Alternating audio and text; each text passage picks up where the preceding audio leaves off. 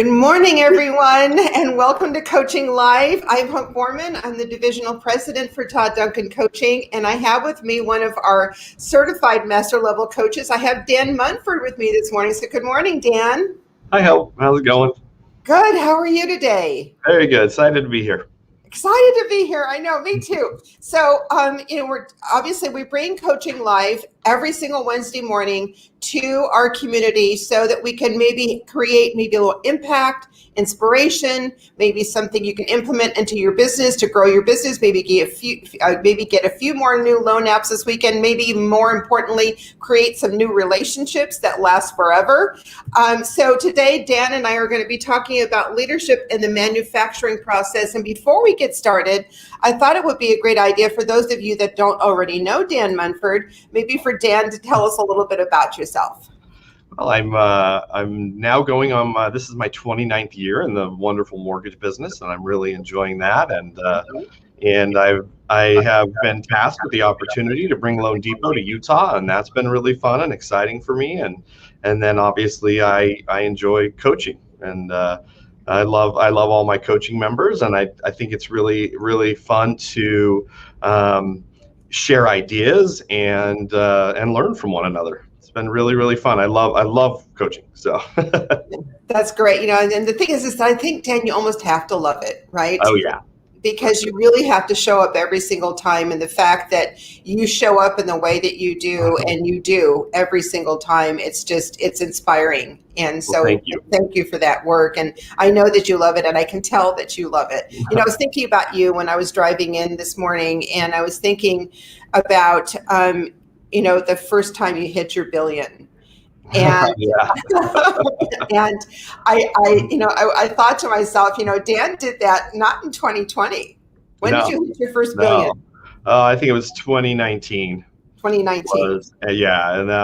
And it was with 50 LOs and phenomenal people.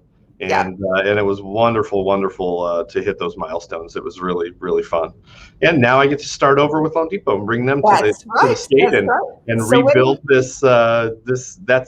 that same number is in my head, by the way. Okay. Do you have a date? I do, but it's not until actually 2027. And that's okay, but I really am excited to just do this right with the right people. You know what I mean? Yes. That's kind of my goal this time around, is to bring a phenomenal company into a state where I can bring the right people and enjoy those people around me, and I kind of want to get back to my first branch. So my first branch, I actually was at a birthday party for one of the guys in my first branches, and a bunch of the people that were in our first branch were there. And we had a really wonderful conversation about how much fun we had as a branch. And I want that to be the premise of what I do in the next few years, is bring back that fun, just messing with people type, have a good time office, and just high quality people. And so that's going to be fun. I'm headed that direction. That's fantastic. I love that. And I think that's a great profile of, we're always talking to our master level coaching members around, how, what their team, needs to look like, or what they want their team to look like. And I think that that's an element that we should also be incorporating into that profiling. Wouldn't you say? It's the conversation we had on our coach's corner call the other day, and that's who not how, I think is what it is. Who not how. Yeah. Who not how. Exactly. Yeah, no, it's so very, very true. And I think that that's important. And I think that all it does is just strengthen the team and create a culture that is literally bulletproof, I would imagine. Absolutely. And stress-free. And that's one of the things we teach in coaching is how to get rid of that stress, right? And so if we can build that from the beginning, it's really exciting. So absolutely, I'm excited for the future. So I would be interested in your interviewing conversations as to how you vet that out. I asked the question, what's important about being successful to you? Right. That's what I do in an interview. Okay. Every time. And it's interesting because I did it with an insurance agent about a month ago. And we were in my office for about 30 or 40 minutes, and we had a really great conversation. And then when he got up to leave, he said, "I don't meet people like you very often. Thank you so much for allowing me to come in and meet with you." And I was blown away. I was like, "Well, it was not me. It's just my questions." Yeah, well, it is kind of you, though. Yeah, it is well, I've been doing it for years and in it. years. So yeah, that's how I started an interview. Regardless of what they think of that question, it tells me a lot about the person. Yeah, it does. It is. It's very, very telling. And if you can get comfortable with asking that question, I think that you learn so much more than you would from a resume. Oh, I agree. 100%. I think a resume is just a piece of paper. So yeah, it is. It gives you some information, but it just gives you the bones. It doesn't give you the juice. That's right. That's for sure. Right. Okay, so today we're going to be unpacking leadership and the manufacturing process. Dan, could you unpack that a little bit as to where we're going with this conversation? Well, I want to take into consideration one thing as we talk about this particular topic, and that's the first principle of Todd's new ebook, and that is everything can be improved. So if we go into this thinking that everything can be improved, as leaders in this industry, what are we finding to improve? And so as you look at your process from start to finish, whether it be the actual mortgage process or your marketing process or what you're doing as a leader for your loan officers, there's so many aspects of this. Are you finding the things that need to be improved? And as you hunt down those bottlenecks, this is how I do it. It's an interesting concept of how I find a bottleneck. But if I get one complaint about something, then I don't consider it a bottleneck. But if I get two from a different person, I need to look more into that. Right. So then I consider it a small or a need to work on basis, and then I dive into that sector and see how we can improve it. Yeah. So Dan, some of the conversations I've been having with some of our master members is they're noticing a bottleneck that's kind of happening in their operation systems, and they're having to get back involved. In other words, we've kind of created these operations, LOAs, support systems, processors, and fulfillment team. We've gotten it working like a well-oiled machine. And just recently, over the last month or two, I've been having conversations around things are going south. Things are going awry.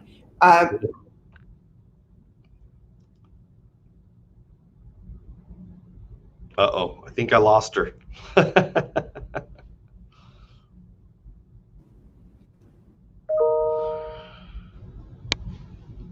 Well, I'll try and keep going based on what she was saying there. I hope she comes back on real quick. But as we think about the things that are happening right now in the industry, and we get busier and busier, or if we get even a little less busy, then what are the things that are happening that are affecting that bottleneck or that cog in the process? And typically, with what's going on with COVID and everybody working at home, then we've run into different mindsets. People's mindsets are changing, and so we need to go back to the conversation with our people. What do I expect from you, and what do you expect from me? Right. And so as we go back to these conversations with each individual person, are we doing it at a high level? And that's where connection comes in. So as we talk about leadership and as we talk about these bottlenecks that happen, I'm glad you're back, Hope. Thank you. I know. I'm sorry. then we literally have to look at the people that we're working with on our teams and in our organizations as family. And so what I mean by that isn't necessarily a deep dive into their life by any means, but it is a deep dive into maybe their hopes and their dreams, and maybe into what they want or why they want to be successful. And so if we know where we're going, we can help each other get there. And So I Dan, think that's a key. Right. So I'm going to play devil's advocate a little bit. Please. Okay. So, so yes, I mean, I completely and totally agree that we definitely want to know and understand our support staff or the people that we work with. We want to know their hopes and dreams. I know it's one of Todd's core values and the way we run this organization, when we run this company. But in the busyness of the day and as a leader, wanting and needing to get certain things done, to achieve certain things, to get into the business of things, we sometimes don't always have the time to take a step back. And maybe the perception of when you're asking someone about their hopes and dreams, that it becomes the priority, and maybe a vehicle for not showing up in the highest and best ways. I mean, there seems to be a little bit of tension there when that occurs. So how is it that you set it up in the right perspective, and that it's approached in the right perspective, and then everybody shows up in the highest and best value way? And that's expectations, bottom line. I mean, if first of all, if expectations aren't there, then the connection will never get there. Okay. So when I introduce a new processor to a new loan officer, mm-hmm. I say to both of them, you guys need to sit down and have a conversation of what you expect from each other. And as they do that, they get to know each other a little bit, but at the same time, what usually happens actually, and this is frustrating, but mm-hmm. usually one of them isn't honest. Mm-hmm. in what they expect from the other person. Mm-hmm. And so down the road, we have to do it again. But great answer. I think that's a great thing. Having to have more than one expectation conversation is okay, because you really, really need to make sure you're diving into that. And then obviously there's patience. You have to be patient with your people, but at the same time, until you can't be. So as a guy that I really truly believe in love as a way of leading, and value as a way of leading, and empathy as a way of leading, but there comes a time when you have to sometimes put your foot down, and so there's a fine line between leadership and absolutely being taken advantage of. Right. And so you have to know where that line is for you, and you have to be able to be, how should I put it? Direct. It's okay to be direct. I think she locked up again. But I think being direct is very, very important, but at the same time, leading with your heart and love and caring of the people around you is very important as well. If we can know our people well enough to know what there she is. It's an ongoing issue here. I'm going to start broadcasting from home. There you go. Internet is better there. Yeah, so I think you hit it on the head, though, Dan. And that is that you have to marry that empathy, that compassion, that interest and engagement in people's success and their hopes and dreams, and marry that with expectations. Absolutely. Right. Absolutely. And don't be afraid to talk about them. I mean, hard conversations are hard until they're over. So I like to look at it like if I need to have a difficult conversation with somebody, then I'm going to have it as fast as I possibly can, and as honestly as I possibly can. The key to good leadership is love and honesty. So I think you're absolutely right. So on that note, one of your notes said to me, "Love what you do and those you lead." So talk to me a little bit about that. Well, it's interesting because if you are a leader in the mortgage industry and you don't love your job, there's room for someone else. Yeah. You just go do something else. There's no room for leaders that are in it for the money, or leaders that are in it for the power. There's just no space for that in our industry. I think I think leading from the heart is key, and making sure that we are loving what we do. If we don't get up in the morning and our feet hit the floor and we're excited to go to work, then what are we doing? You know what I mean? So I have been now, 29 years in this business, been in leadership in this business most of my career, and I love coming to work every day. And I love solving problems, and I love helping those around me. And so if you love what you do, then everybody around you will feel it. What does Todd say? People don't leave companies, they leave leaders. Yes. And so it's very important that we lead with compassion and love, and we don't think of ourselves or the money or any of those things in place of empathy, you know? Yeah, so I absolutely agree. And I was thinking about something that with regard to leading with that, and giving, maybe having some compassion and, obviously definitely kind of putting yourself in that person's shoes.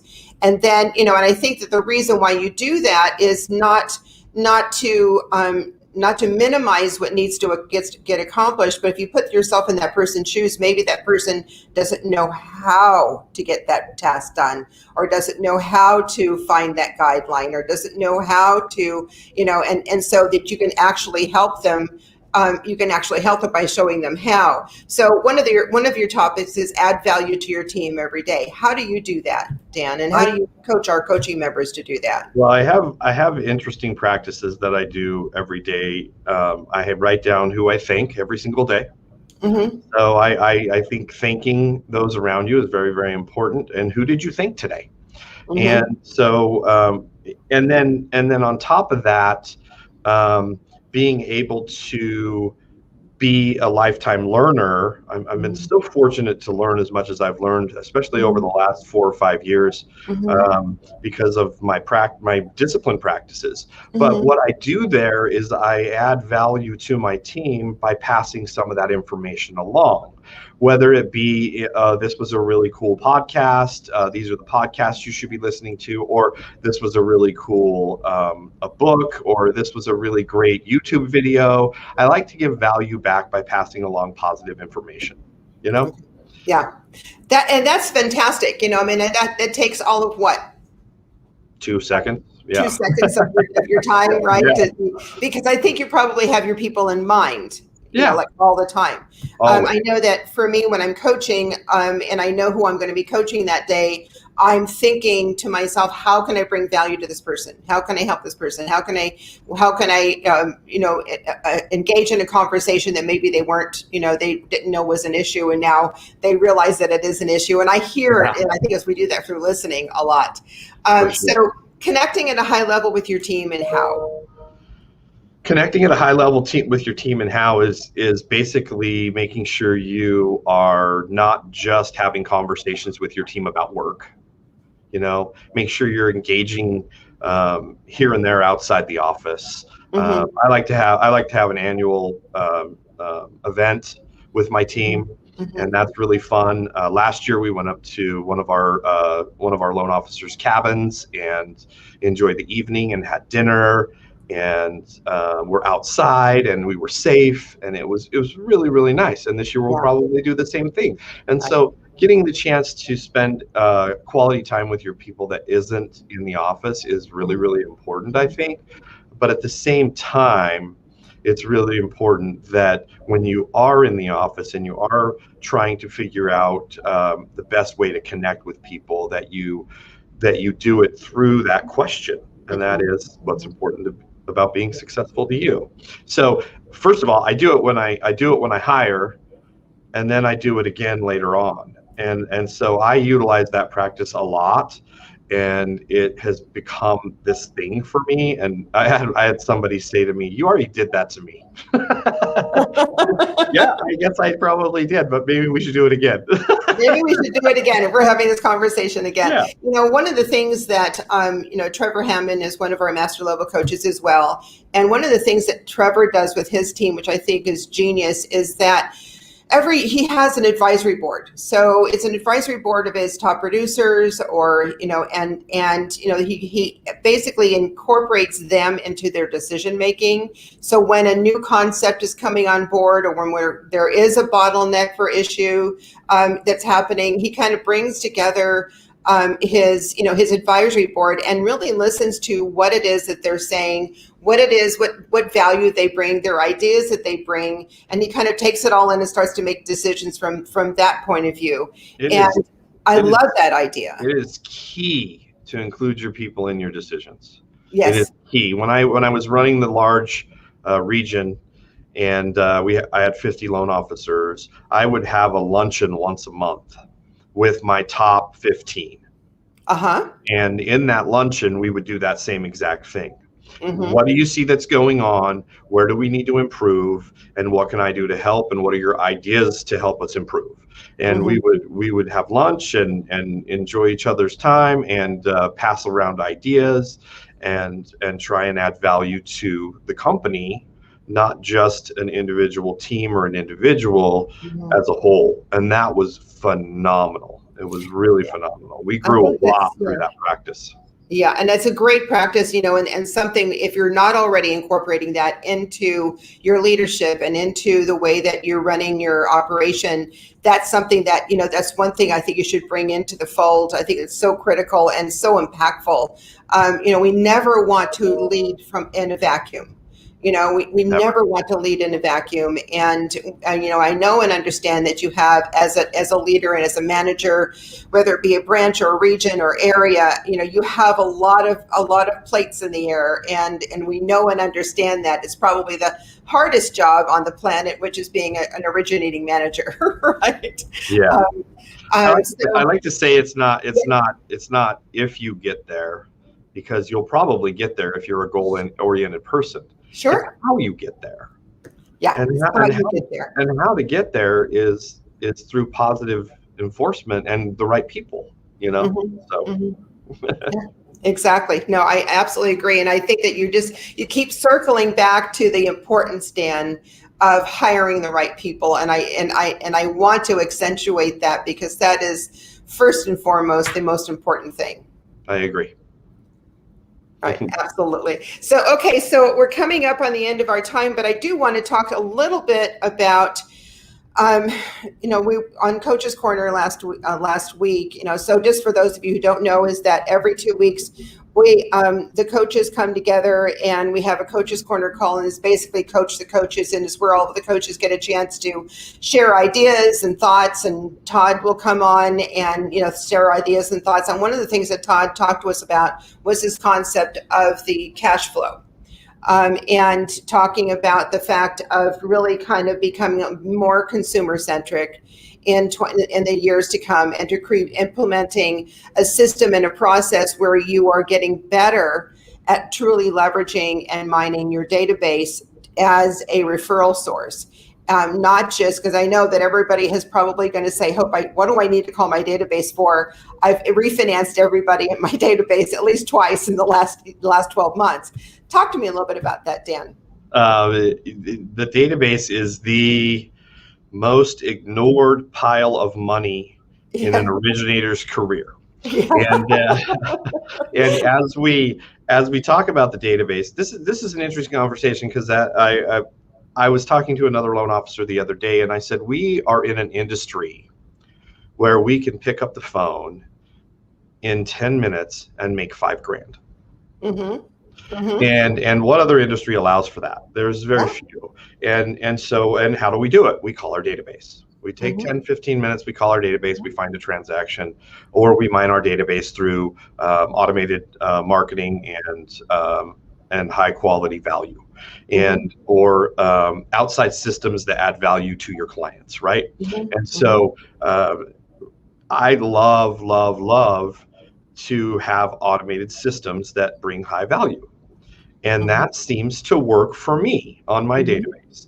I'm currently a producing branch manager, and I started producing again at the beginning of this year. And it's really funny, because all I do is answer the emails where people are requesting information about the high quality value stuff that we send out to them. That's it. Yeah. And I end up getting through a lot of my database every single year, but what if you did it on purpose? And the value of that is massive. Yes. It's massive. Yes. So we're literally leaving $1 million, $2 million, $3 million a year on the table if we're not mining our database. So Exactly. bottom line is pick up the phone, make some money. Yeah. Yeah, exactly. It's so true. And, it's just, and again, to your point with regard to asking the right questions, it's not only, how can I help you, but who do you know that I can help? Yep.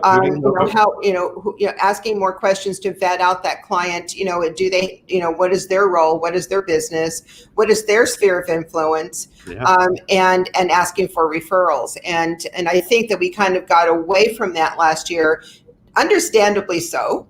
Yeah. Understandably so, right? That Very we just, so. It's like, I don't want any more business. It's all that I can handle right now. But getting back into that mode of asking for referrals, and that's a way that you mine your database, is asking for referrals. And you'd be surprised if you're, on purpose, intentional, and actually tactical about that process, you will obviously increase your production.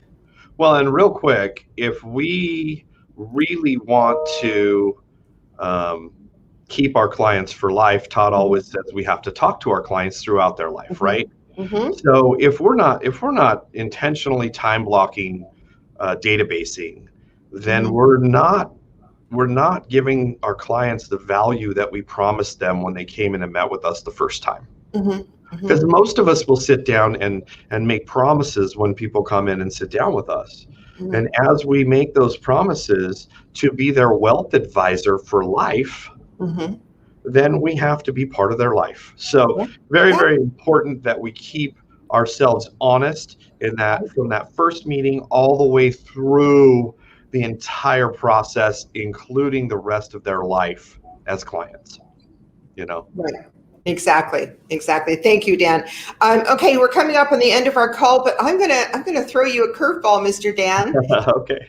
Okay, you ready? Yeah. So, my question is, if you would finish this sentence, the key when it comes to leadership, the key to success is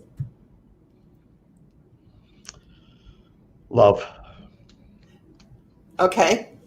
Talk to me a little bit about that. That's what I think. I think a lot of leaders get caught up in the mundane, day-to-day practice of being busy and being frustrated and just going through the motions of handling problem after problem after problem. Sure. But if you have the mindset that you care about the people that you're leading, then you will actually be able to hold on to them and keep them for a longer period of time. I think the loyalty is created through you actually caring about the loan officer, about the clients, and about their partners. And so you've got to keep in mind that it's not about the money, it's about the people around you. Yeah, and so if you love the people around you and you really truly do care and have that mindset with them, they'll feel it, and they'll never want to go anywhere else. Yeah. And it is love what you do, love yourself, love who you are, love the people that you work with. It's, the key to leadership success is love. And lead on purpose. Lead on purpose. Yeah, exactly. It's really interesting that I do a weekly meeting with Todd every week, and every week we kind of go over all things coaching, and we go over new programs and new systems and whatever it is that we're doing, and marketing campaigns and whatever it is that we're doing, all things coaching, accounting, and membership, and it's a weekly meeting we do every week. And we did our meeting yesterday. We got it pushed a day, and he left and went to go and do his things. I went back and started doing my things, and I get a text from him at the end of the day saying, "I'm so proud of you." Oh, that's awesome. And I went, "Oh, thanks." So just those little things, those little tiny things that we think that people don't need, just to get that message. It's not that I don't know that he's proud of me. I know that, but to get that text from him at the end of the day, it was pretty cool. It's not about a big trophy.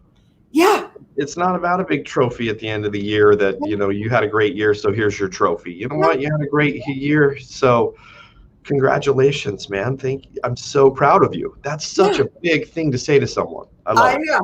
I know. It's Thanks so for sharing. groovy. It's so groovy. I know. So Dan, I want to thank you so much. I am so proud of you. I'm proud of you. Proud of your heart and the work that you bring and what you bring, the value that you bring. I want to tell you how much I appreciate you, Dan.